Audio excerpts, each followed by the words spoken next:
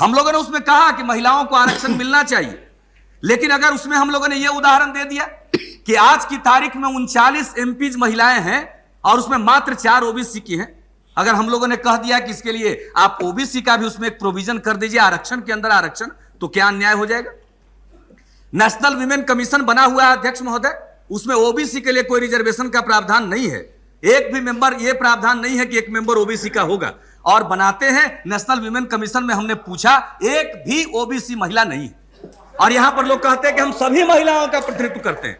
कहां सभी महिलाओं का प्रतिनिधित्व करते हैं? 50% महिलाओं की आबादी है और 60% ओबीसी के लोग हैं, तो उसमें 50% में 60% जो ओबीसी की महिलाएं हैं उनके पक्ष में कोई बोल रहा है क्या? जो महिलाओं के नाम पर संस्थाएं चलाते हैं, उनके नजदीक हम लोग जब गुहार लगाते हैं तो उधर उनका ध्यान नहीं जाता है। वो कहते हैं कि बाकी सब चीज हम तय कर लेंगे। अरे भाई, बाकी सब चीज आप कौन तय करने वाले होते हैं? ये सदन तय करेगा। और हम लोगों का क्या इसमें रुख है?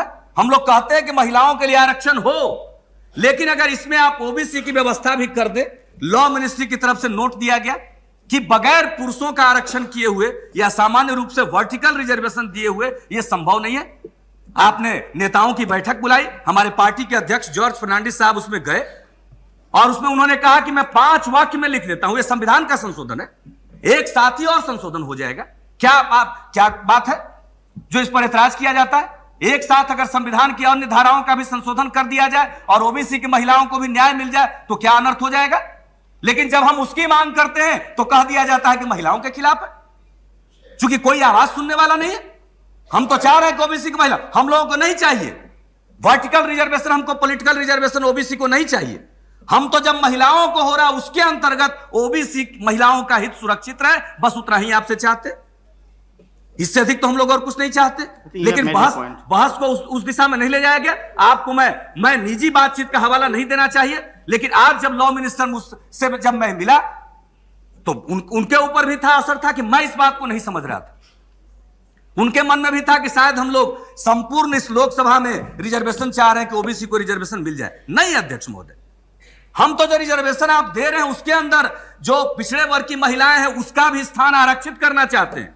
कहीं ऐसा ना हो कि उसके लिए दरवाजा बंद हो जाए और मुझको बोलने के लिए ना कहा जाए टिकट कितने लोग में कैसे लोगों को मिलेगा। Please conclude now. जो आगे रहेंगी, अध्यक्ष महोदय मैं अपनी बात समाप्त कर रहा हूं, जो महिलाएं आगे रहेंगी उन्हीं को टिकट मिलेगा।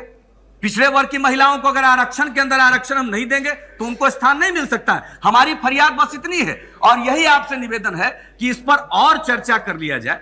विवादित मुद्दों को हल करने का यह तरीका नहीं होता है कि पंच का फैसला मानेंगे लेकिन खूंटा यही गाड़ेंगे। नियम कानून का हवाला दे दीजिए कि सिलेक्ट कमेटी में चला गया, नेताओं की बैठक में हो गया। अरे विवादित मुद्दे का समाधान क्या दिल खोल करके करने का प्रयास हुआ है?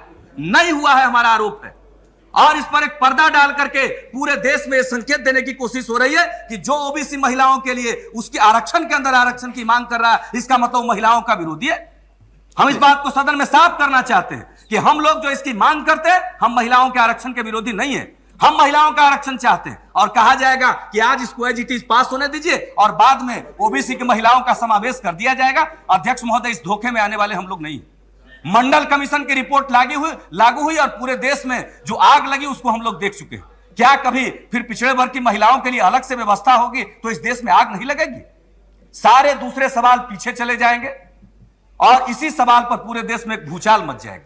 इसलिए हम लोग चाहते हैं कि एक साथ कर दीजिए ताकि एक समझदारी हो कि कोई ऐसी बात नहीं की गई जिसमें हम लोग समाज को डिवाइड करना चाहते हैं। और अंत में एक बात मैं कहना चाहता हूं, यह क्रांतिकारी विधेयक है।